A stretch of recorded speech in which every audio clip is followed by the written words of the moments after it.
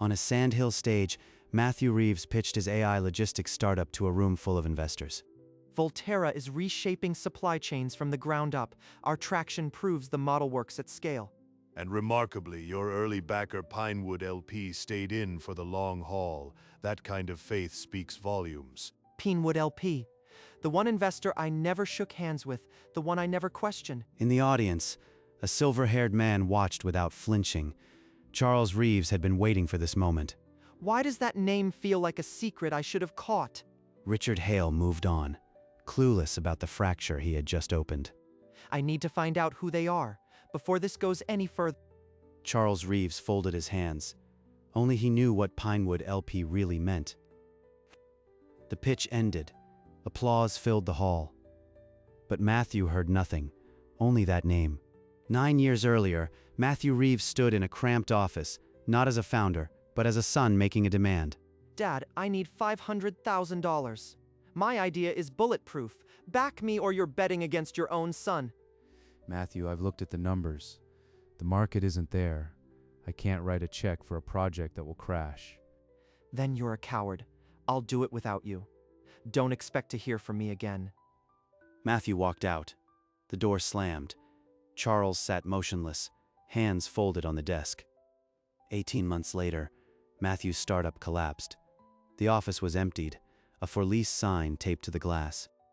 On social media, Matthew posted, "My father refused to believe in me. Coward." The public wound was deep. For 9 years, Matthew Reeves told the world his father was the man who didn't believe. Charles never corrected him. Charles read every post from his study, his guilt a quiet weight he never voiced. The distance between them calcified. Matthew would not return calls. Charles stopped trying. 3 years ago, a tech blog headline caught Charles Reeves mid-coffee. Volterra burns cash, Series A collapses.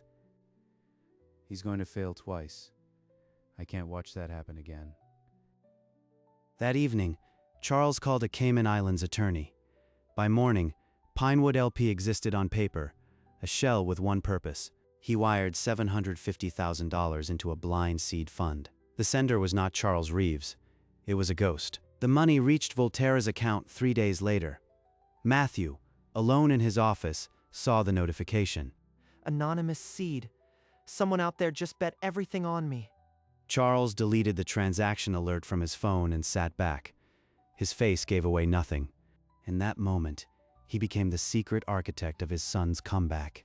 The guilt that had lived in his chest for years finally found an outlet. For Matthew, it was anonymous faith. For Charles, it was the only apology he could offer, one his son would never hear. The distance remained. The silence hardened. But Pinewood LP had planted a seed that would grow for 3 years unnoticed. Volterra burned through the seed money with discipline. Product launched. Clients signed, revenue climbing. Matthew hired Jane Kwan to keep the numbers honest. Jane, we've never had this kind of traction. Can we close Series A before Q3? If you let me restructure the burn rate, we'll be cash positive in 6 months. But no more hiring sprees, Matthew. The dashboard told a story no investor could ignore. A hockey stick curve that closed a $30 million Series A. We're running on fumes of someone else's faith. I need to make that count. Charles read every quarterly report through a private equity newsletter. He never clicked contact. He's doing it. He's actually doing it. And I can only watch from a distance. The demo day invitation arrived. Volterra was selected for the final pitch. Matthew's team saw a stage. Charles saw a reason to fly west. Champagne popped in the office. The Series B deck was sleek. Pinewood LP sat buried in the cap table. Unremarkable. We're going to Sand Hill to show them what we've built. Every investor will want a piece of this. During the final prep week, Jane Kwan scrubbed the cap table one last time. Her cursor stopped on Pinewood LP. 2 Cayman shells feeding 1 LP? That's not a standard warehouse. That's a screen. She opened the Cayman corporate registry and followed the chain. Every lane led back to a holding company with no director name. Someone paid a lot of money to make themselves invisible. In my experience, that's never a good sign. She printed the ownership diagram, circled Pinewood in red, and pinned it to her glass wall alongside the pitch deck slides. Matthew has enough pressure. If I mention this now, it'll rattle him. It's probably just tax engineering. She filed the printout in a folder marked Post-Series B Audit. Not on Matthew's desk, not in the deck. That evening, she tried her contact in Georgetown. The line rang twice, then voicemail. No callback came. After the pitch? I'll dig deeper after the pitch. Right now, the company needs a clean Q&A. She closed her laptop. Pinewood LP would wait. The secret now had two keepers, and neither was speaking. In his study, Charles Reeves turned over the demo day invitation. Volterra was listed among the presenting startups. I haven't seen him in 9 years, but I need to be there even if he never knows. The next morning, he opened his closet and chose the gray turtleneck and black sport coat. Anonymous. Invisible. Just another face in the crowd. That's all I'll be. At the airport, he passed through security with a leather weekender and a boarding pass to San Francisco. Backstage, Matthew Reeves stood alone, mouthing his pitch to the empty air. Volterra doesn't just move boxes, we move entire industries. You don't want to miss this. Jane Kwan hovered near a senior associate, the Pinewood diagram still on her mind. There's something off about one of our early LPs, but I don't have proof yet. Forget I said anything. The conference center buzzed. Sand Hill banners hung from steel beams. The hour was almost here. Backstage, Matthew Reeves ran through the opening slide one last time, his reflection sharp in the monitor glass. 9 years of silence prepared me for 60 seconds of clarity. Let's go. Charles Reeves walked through the glass doors of the conference center, his gray turtleneck blending into a sea of blazers. 5th row aisle seat. He'll never see me. I'm just another face. Backstage, Jane pulled the curtain edge and scanned the crowd. Her gaze snagged on a silver head of hair near the front. I know that man. I've seen that posture before. But where? The face didn't connect. It was older, grayer, and utterly out of context. She let the curtain fall. The house lights dimmed. The moderator walked to center stage. Our next presenter needs no introduction. Volterra. Charles's hands unfolded. For the first time in 9 years, he was about to see his son. Matthew stepped into the blue glow of the stage lights. His pulse was steady. The secret was not. Matthew launched into his pitch, the slides snapping behind him. Revenue charts, logistics maps, a glowing growth curve. Volterra's revenue has quadrupled in 12 months. Our churn is under 3%. We are the supply chain now. Impressive, Matthew. But I'm more impressed you kept Pinewood LP on board from day one. Loyalty like that is rare. Pinwood, he said it, out loud, and I never saw it coming. 5 rows back, Charles Reeves did not blink. His face was stone, but his fingers dug into his own wrist. Backstage, Jane Kwan's hand flew to her mouth. The monitor showed Matthew frozen under the lights. He said Pinewood. Someone on that panel knows. But Matthew looks gutted. This is bad. On stage, Matthew's hands stilled. The slide behind him flickered, forgotten. That LP, that's the one Jane flagged, and I didn't even read the file. The silence lasted 2 seconds that felt like an hour. Then Matthew forced a smile and found the next slide. Matthew delivered the remaining slides with mechanical precision, but his eyes never left the investor who had named Pinewood LP. The pitch ended to polite applause. Matthew unclipped his mic and disappeared backstage before anyone could ask a question. Jane, you flagged Pinewood. You knew there was something wrong. Why didn't you tell me? I didn't have proof, Matthew. Just layers of shell companies. I was going to tell you after the pitch. After the name got dropped on stage, and I froze. I looked like an amateur because you sat on it. He's right, but I was trying to protect him. Now we're both exposed. She pulled the printout from her folder, the ownership diagram with Pinewood circled in red. This is all I have. Then we trace it. Tonight. I don't care what it takes. I need to know who's behind that name. I'll pull every Cayman filing, but Matthew, the person who hid this, had money and motive. Be prepared for what we find. Matthew nodded, jaw tight. The search for the truth had just become the only thing that mattered. In a backstage conference room, Jane's laptop cast a cold glow. The Cayman registry tree branched across the screen. Matthew leaned in. Pinewood sits behind 3 shells. A bearer share trust is the final gate. It's designed to hide the owner. A bearer trust. That's not tax avoidance. That's a bunker. They faced a legal black box. Only a Cayman attorney could pierce it, and even then, it required cause. I should have brought this to you the moment I found the shells. I'm sorry, Matthew. You were protecting the company. I was angry because I was scared. We moved forward together. The tension between them eased, replaced by a shared resolve to find the truth. Get Sterling and Associates on the line. They handled our Cayman filings. They'll have a contact inside. I already have a name. She'll run the trust beneficiary for a fee, but it might cost us a favor. The call went out. Somewhere in Georgetown, a clerk would open a file that had been sealed for 3 years. The reply from Georgetown arrived at 10:14 p.m. Jane's contact had pulled the trust register. The ultimate owner is Reeves Equity Holdings. There's a director filing attached. Reeves? As in? Jane scrolled to the director information and froze. The name read, Charles Reeves. My father. The man I told the world didn't believe in me. It's him. He funded me. All this time. No wonder he was at the conference. The father Matthew never spoke of. I spent 9 years cursing him, and he was the one keeping me alive. He stared at the name until the letters blurred. The answer he'd wanted now felt like a hole in his chest. The search was over. The real question had just begun. What do you say to a father who gave you everything by hiding it? Matthew stumbled to a bench in the empty corridor, the name still ringing in his ears. I called him a coward, publicly, for years, and he just took it. He chose to stay silent. That takes more courage than shouting back. Courage? He made me believe I built this alone. That's manipulation, Jane, not love. Or it's the only way he knew how to apologize without making you feel owned. Matthew didn't answer. He walked further into the hall, away from Jane, away from the stage that still echoed his name. Every investor I pitched, he was there. Every headline I celebrated, he read it, and I never knew. He stopped at a window overlooking the bay. The lights on the water were cold and steady. He bet on me when no one else would, and I repaid him with silence and scorn. The anger hadn't gone away, it had simply turned inward, sharper than it ever was before. At 11 p.m., Matthew sat alone in his hotel room. The name on the screen was Charles Reeves. He pressed call. The dial tone droned once, twice. Then a tired voice answered. Matthew, it's late. Are you all right? It was you. Pinewood LP. $750,000. Why? Charles closed his eyes.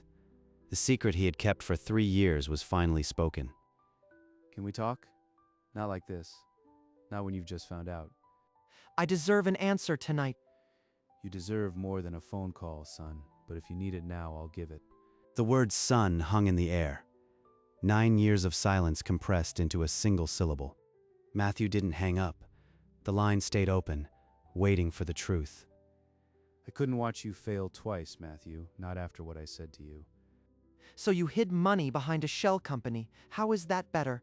If you knew it was from me, you'd have refused, or you'd always wonder if you earned it. I spent 9 years hating you. I called you a coward in public. And I let you. Because if hating me kept you going, then I'd take it. You should have told me. You owed me that after all the years I lost. Maybe. But I wasn't going to let my apology become another burden for you. The silence stretched. Neither knew how to close the gap. I don't know how to feel right now. I'm angry, and I'm grateful, and I'm sick of both. Charles heard the click. The line went dead. He lowered the phone and stared at the dark city, alone with every word he had just said. Matthew didn't sleep. He lay in the hotel dark, replaying Charles's voice, the way he said son. He didn't fight back. He just took it, all of it, for years. At 2 a.m., he dialed Jane Kwan. She answered on the first ring. Before you say anything, I want you to imagine being a father who can only give without being seen. He could have picked up the phone once in 9 years, and I would have come home. And you would have always wondered if you earned it. He knew that. That's why he chose silence. She's right, and I hate it, but I can't leave it like this. At 3 a.m., he opened a text thread from 9 years ago. His thumb hovered, then typed, "Can we meet?" "Tomorrow. Lunch." In his hotel room, Charles stared at the message. Then he typed back, "Yes. Name the place." The lunch was set. Neither knew what they would say, but the silence between them had finally been broken. At noon, Matthew walked into the restaurant. Charles was already seated, hands flat on the table, watching the door. I've imagined this day for 3 years. Never thought you'd be the one to arrange it. I didn't think I'd want to, but after last night, I needed to see you. The silence between them was dense. Then Charles leaned forward. I was wrong to stay silent. I should have found another way. I see that now. And I should have seen past my pride. You were never a coward. I was the one who couldn't face you. The words landed heavier than they expected. Neither reached for the bread. I'm not ready to pretend the last 9 years didn't happen, but I'm willing to try. Slowly. Slowly is more than I deserve. I'll take it. They ordered coffee. The first sip was bitter, but they didn't leave. The truce held. A week later, they met for dinner again. The silences were shorter, but the words still carried weight. I'm not asking about Pinewood, but I need to know, why didn't you ever call? Every day I thought about it, but I was afraid you'd think I was trying to buy my way back. Their second dinner stretched long. Charles laughed at an old story for the first time in 9 years. I forgot how loud your laugh is. I forgot I had one worth using. At the third dinner, Matthew pushed his plate aside and leaned forward. When Series B closes, I'm buying out Pinewood LP, 12 times the initial investment. That money was a gift. You owe me nothing. Matthew extended his hand. It's not about debt, it's about forward. Charles took it, and the grip said everything. Months later, Volterra's Series B closed at a valuation that silenced every doubter. Matthew instructed his legal team to buy out Pinewood LP's stake, 12 times the initial investment. A wire for $9 million landed in Charles Reeves's account. The notification came while he was reading in his study. He stared at the sender, Volterra. He called Matthew immediately. I told you it was a gift. And I'm telling you, it's not a gift anymore, it's a return. Take it. Then I'll honor it. Not as repayment, as proof that my faith was never misplaced. Neither mentioned what they both knew. The money was no longer a secret.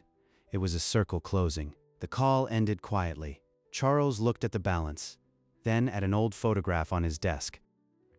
For the first time in a decade, Charles Reeves had a choice that wasn't about Charles Reeves. 2 weeks later, Charles Reeves called the dean of the engineering school Matthew had dropped out of a decade earlier.